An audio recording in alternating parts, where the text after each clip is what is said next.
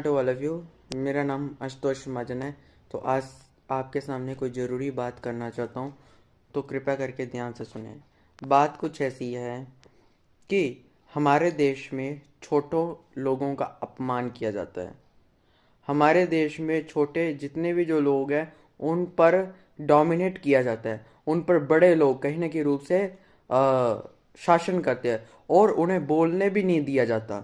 उनकी बात को दबा दिया जाता है। यदि कुछ बोलना चाह रहे हैं तो उनको बता दिया जाता है कि ज़्यादा भाषण ना दो, हमें आ जाता है भाषण देने या आ जाते हैं भाषण देने, हमें मत समझाओ, हमें सुनना ही नहीं है। तो इस प्रकार की टेंडेंसी लगाई जाती है।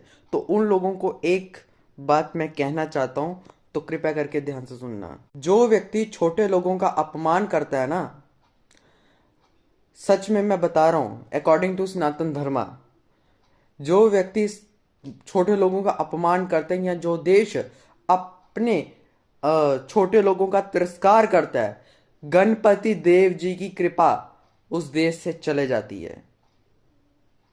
रिद्धि सिद्धि के जो स्वामी है उनकी कृपा उस देश से चली जाती है। जहां पर बच्चों को मिड डे मील के नाम पर सड़ा गला भोजन दिया जा रहा हो, जहां पर बच्चों को पढ़ाई लिखाई करवानी चाहिए लेकिन उनको कहने के रूप से अदर कामों में इन्वॉल्व किया जा रहा हो, जहां पर कहीं ना कहीं बच्चों को हॉस्पिटल में चूहे कुतर कर खा रहे हो, जहां की व्यवस्था इतनी सड़ चुकी हो कि वो बच्चों के बारे में कुछ सोच नहीं पा रही हो, जहां के बच्चे पढ़ाई लिखाई के चक्कर में आत्महत्या कर रहे हो, सुसाइड नोट दे रहे हो कि सॉरी पापा मैं आपका सपना पूरा नहीं कर पाया, सॉरी मम्मा मैं आपका सपना पूरा नहीं कर पाई, इस टाइप की चीजें कर रहे हो। उस देश से कहीं ना कहीं गणपति देव जी की कृपा समाप्त हो जाती है और वहां पर कोई भी शुभ कार्य, सात्विक कार्य नहीं हो पाते, ये याद रखना।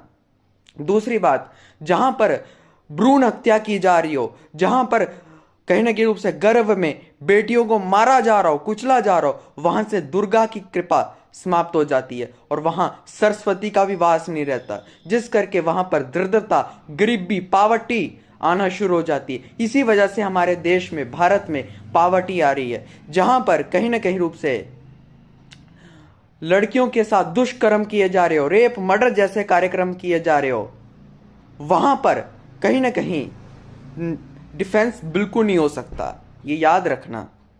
इसलिए छोटों का भी सम्मान करो और बड़ों का भी सम्मान करो, दोनों को सुख सुविधाएं दो तो ही ठीक रहेगा, पक्षपात ना करो। धन्यवाद, टेक केयर, हरे कृष्णा।